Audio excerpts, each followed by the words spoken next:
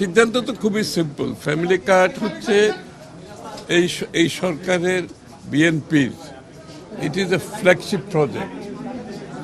সুতরাং এই প্রজেক্টটা খুব স্মুথলি যাতে চলতে পারে আগামী দিনে, এটার যে উদ্দেশ্য, চিন্তা ভাবনা, দর্শন, এটা যাতে পরিপূর্ণভাবে পালিত হয়, এই জন্য কোথায় কোথায় আমরা সমস্যাগুলো পাচ্ছি।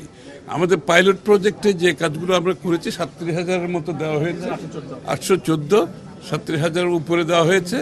এখানে কোথায় কোথায় সমস্যাগুলো হয়েছে, ভুলগুলো কোথায় হয়েছে, কেউ বাদ গেছে কিনা, আবার কেউ ভুলে এখানে অন্তর্ভুক্ত হয়েছে কিনা।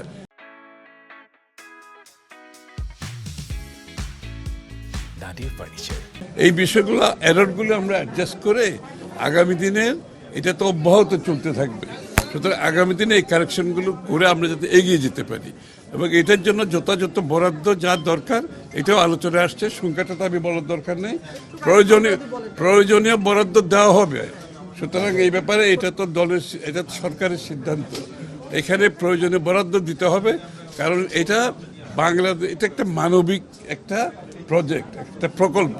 এটা মহিলাদের ক্ষমতায়নের একটা প্রকল্প, এবং মহিলাদের সাথে সাথে গ্রামে গঞ্জে যারা বঞ্চিত মানুষগুলো, তাদের কাছে সুবিধাটা তাদের ডোর স্টেপে পৌঁছে দেওয়ার একটা প্রকল্প, সাথে সাথে দেশের অর্থনীতির উন্নয়নের একটা প্রকল্প।